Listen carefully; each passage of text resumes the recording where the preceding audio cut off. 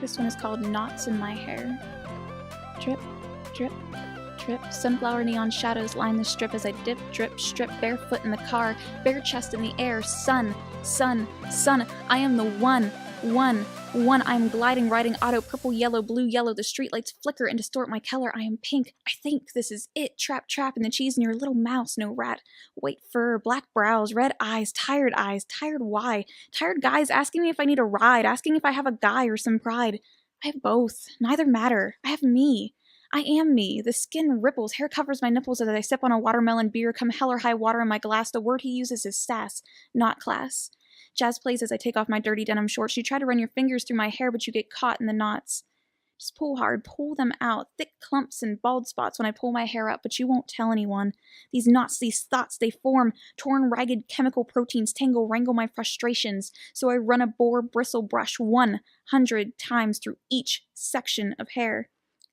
Care about yourself. This self-care. I tear my hair out in clumps. Lumps in my breast reappear after 10 years. The biopsy was negative. Chemical treatment of choice is Yingling. I'm still a young thing. 27 is the new 21 minus the fun and adding the premature wrinkles, laugh lines. But I only smirk. This drip, drip, drip. You dip your fingers through the lock of my knot. The key is my need, and it needs to be torn through the lock. Kill me. Toss my knots. Sheet music forms in the clumps of my hair. Play it, a Hungarian suicide song of a gloomy Sunday, 100 deaths in each strand of hair. Play my song, play his song, self-care, take care of my hair. There, sip, strip, dip, strip me bald. At this point, what we often do is we tell people that, wishes and hopes are not going to get us anywhere. We're waiting for something to happen. You could wish and hope you would get that good writing job, or wish and hope that someone would accept your article, or wait for something to happen. Okay? But it's action and effort that mean the most. Right. And it sounds like you took a lot of action and effort. So we often tell this story, but it's so great. I love to tell it every single time. There was this person that prayed to win a lottery every day. Sweat blood, okay? Real hard. And nothing ever happened. So they got so angry that they went outside and they yelled up at the sky. They said, God, why won't you let me win the lottery? And God called back down and said, could you meet me halfway and at least buy a ticket? So the idea, Sheena, is buying the ticket. It sounds like you bought the ticket. So tell us about that. Tell us about buying the ticket. Tell us about getting off of ground zero and saying, you know what? I'm sick and tired of being sick and tired. Well, it's a constant battle. I mean, sometimes I feel very confident. I have fought back successfully for that day or that week, and other times I'm still in that fight. So I think it's a constant fight because it is really hard to teach yourself a behavior over if you don't keep doing it and you don't learn how to kind of cope with the negative things that are going to inevitably happen, that you're just going to go back and then you have to start over again. And I don't know if this is something that I'm going to have to keep doing my whole life, probably, but as long as I keep doing it. Well, if you want to bench press 300 pounds and eventually you get there and say, well, I can bench press 300 pounds. I don't have to go back to the gym anymore. And you go back 2 months later. Can you bench press 300 pounds? Doubt it. No, it's the action and effort. It's maintaining, it's maintenance, is it not? So quite often, Sheena, when we find out something that doesn't work, or we get a poor grade, we have a poor result, we go back and we go through every step of that process. What occurred that made this negative process? But what I'm going to challenge you is to reach out to people and say, when you have something positive, well, quite often we'll ask them, tell us about a good time in your life. And then what people, places, things, circumstances, and events were in play, so we can add to and reinforce those to continue to produce that positive outcome. So you created an action plan. I did. I followed it mostly. It was really just mainly self-care, which is still, I think, the most important thing, but it is just also those being mindful and forming those habits every day, because it does take time for these things to become second nature to you. but yeah, like it was something where I was kind of just like, well, if what I'm doing right now doesn't work, I should try something And else. again, you're talking to yourself. So we have established patterns of behavior. Our pathways, these thoughts become like 8-lane superhighways, and we often talk about this, well traveled and well maintained. However, sometimes they take us to places where it's not real good. These, when we think from our thoughts and feelings, it can be like a travel agent that takes us to a not good destination, maybe perhaps to the one-star hotel. Okay. So the idea here is that if we learn to look at situations rather than from them, and it sounds like you did that. Good for you. And we're going to keep challenging that. I just love your work. So you talk about this mecha depression. I'd like to get back and talk a little bit about your influences. We talked about the spacecraft, and that's kind of stepping out of your comfort zone. I'm glad you have those type of thoughts. So tell us a little bit about the witchcraft angle that you made in there. Oh, I like religion and spirituality is like really like kind of like a complicated thing for me. Because yeah, I was raised Christian and then just kind of fell into like more of an agnostic thing. And then for a while, like when I started like college, I felt very lost and I got very into Christianity again. And then after a while, I was like, this is not for me. And then after that was it's very complicated. But I know like a lot of people that I know that are born again or who have turned to pretty much any kind of faith and done it like for a reason. It's because like they kind of needed that guidance. And I've just kind of found that like witchcraft works best for me. Okay. Like I'm really like a science and nature oriented person. Mm-hmm. So like I'm very. So when some people mention the word witchcraft, what does that conjure up in some people's minds? I think that it's like evil and curses and cauldrons and stuff. It's not really, no. So tell us what it is in your perception. Tell us what it means to you. Well, it's funny because it's actually like very like.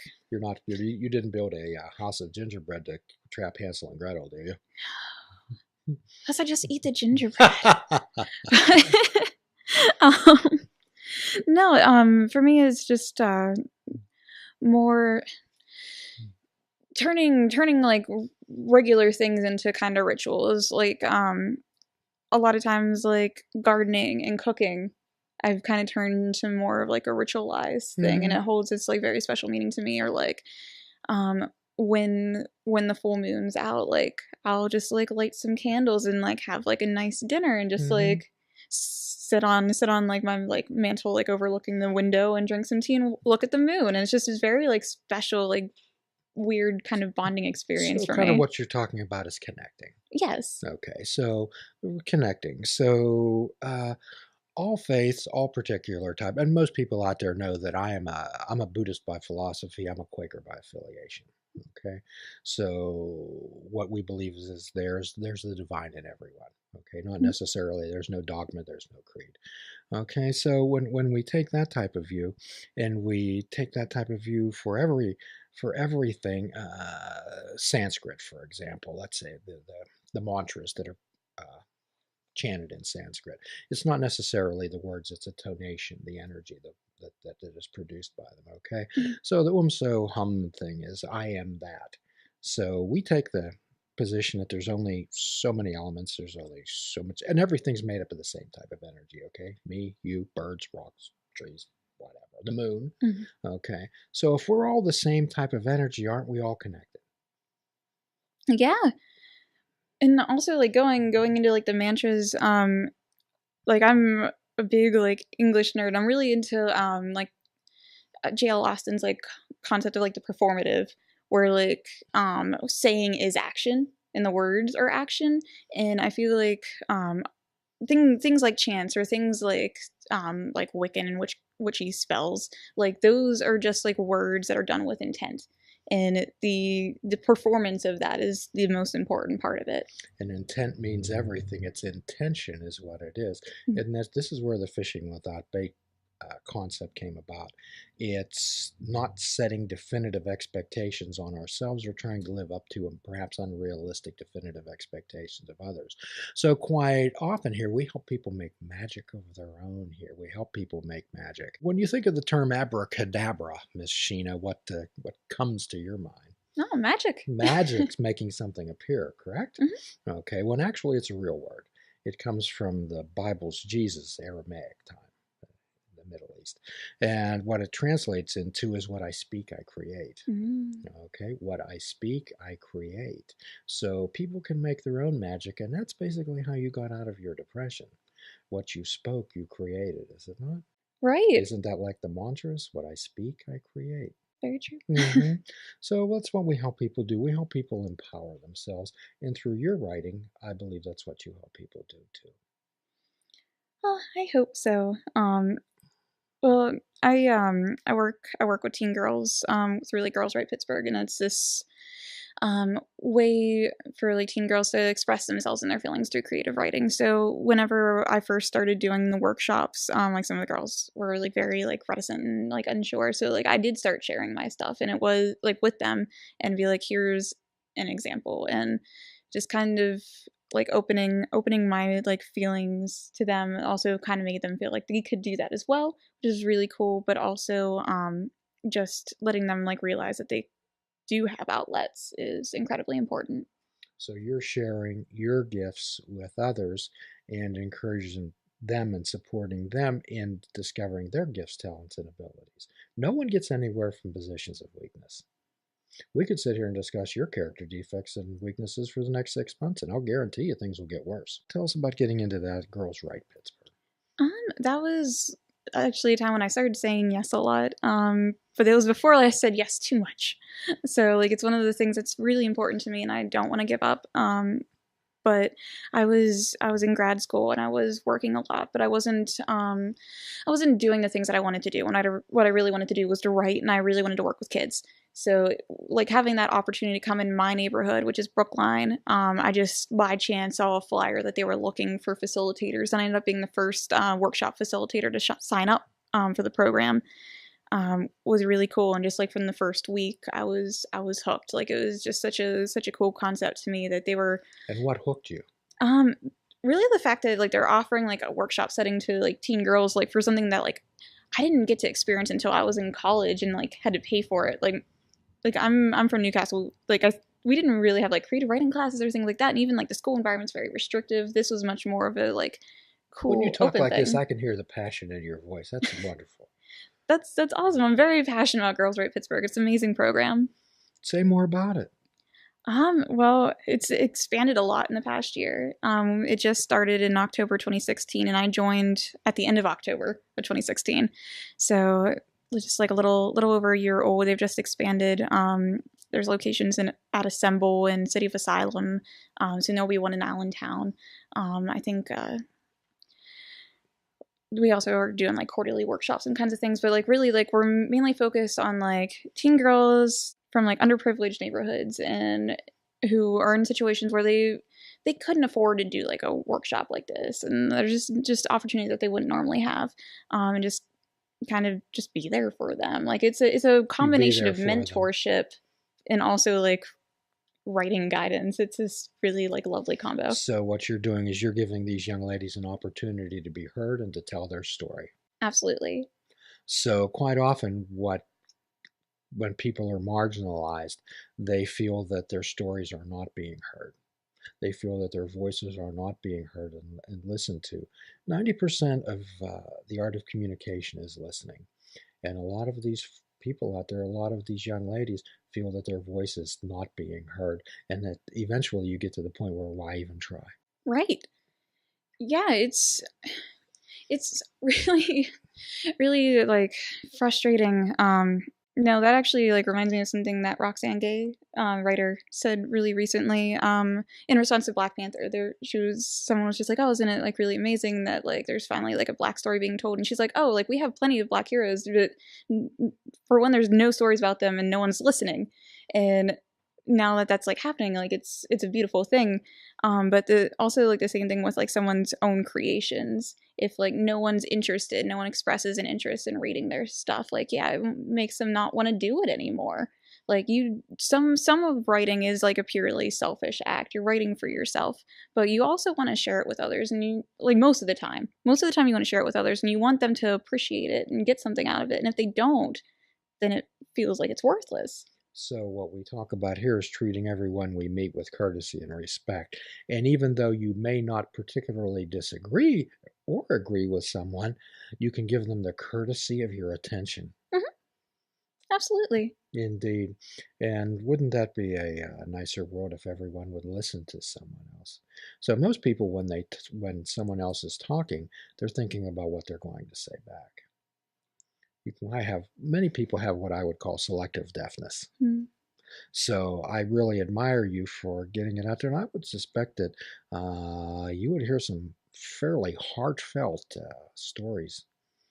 Oh, every week. And how does that affect you? How do you deal with that? You seem like a person who's very empathetic. And um like it can be really rough. We're lucky with Girls Write that we usually like we have like a mental health component. So like I'm the writing facilitator, and there's usually like a mental health facilitator as well. Wonderful. So like there's always like someone that they can like talk to, and if like the situation gets like a little like too heavy and it's something that I haven't experienced before, like there's someone else there who kind of knows the safest way to respond, the way that would be most validating to them and helpful. Wow, that sounds great. So how does someone get involved in this type of program? Um, well, with Girls Write Pittsburgh, we we have a lot of people that are interested in joining, and I suggest you check out the website for Girls Write Pittsburgh or the Facebook, and you can send a message via either one. We are we will be looking more for more volunteers and like mentors soon. Like the attention and like the amount of people that have expressed interest has been amazing.